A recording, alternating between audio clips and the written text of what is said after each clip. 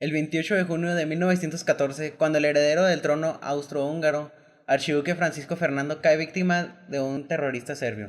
Pero antes de eso había tres causas más profundas. Número 1. Entre Alemania y Francia en forma de enemistad. Número 2. Entre Alemania e Inglaterra, competencia en el terreno de la industria. Número 3. Entre Austria, Hungría y Rusia por el dominio de los Balcanes. Estalló la guerra en una semana. Del 28 de julio al 4 de agosto, todas las grandes potencias menos Italia se vieron arrestadas. Alemania insistió en que los rusos retiraran sus tropas inmediatamente. Rusia se negó a hacerlo, y Alemania le declaró la guerra el 1 de agosto.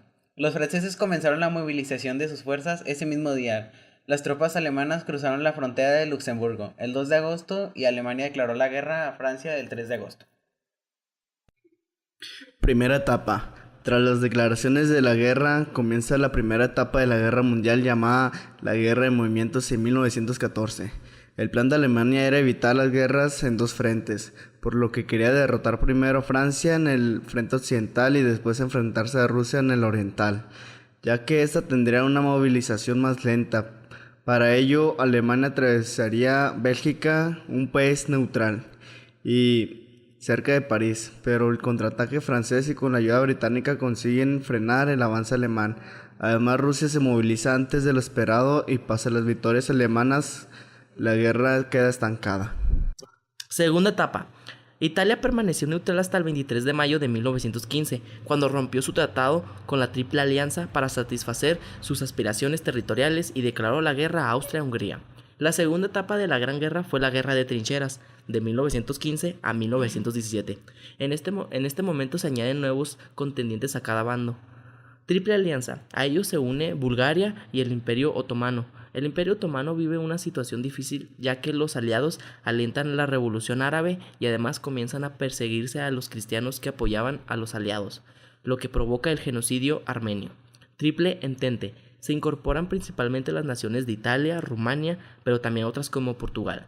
En 1915 empezaron a emplearse gases asfixiantes como la toma de ciudades belgas, se dio inicio a la guerra biológica y química, la fortificación de campañas se perfeccionó y se favoreció el auge de la guerra de trincheras, el transporte motorizado se generalizó y la aviación de guerra libró de batallas aéreas independientes. En 1917, los bombarderos alemanes atacaron Londres y otras ciudades inglesas, principalmente en la noche. El uso de portaaviones se inicia a finales del 1915 cuando el teniente Towler despega del crucero Blindex.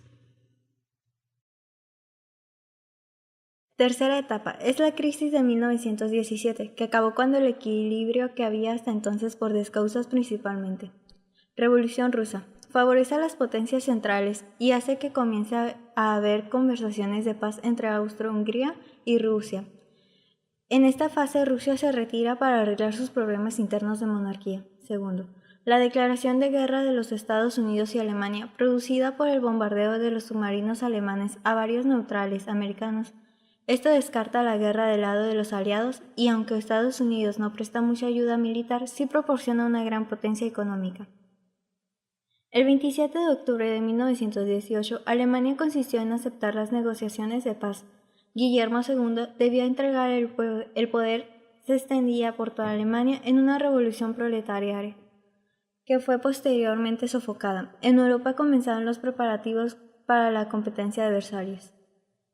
En 1919 se reunieron en Versalles los representantes de los países vencedores para firmar el Tratado Definitivo de Paz.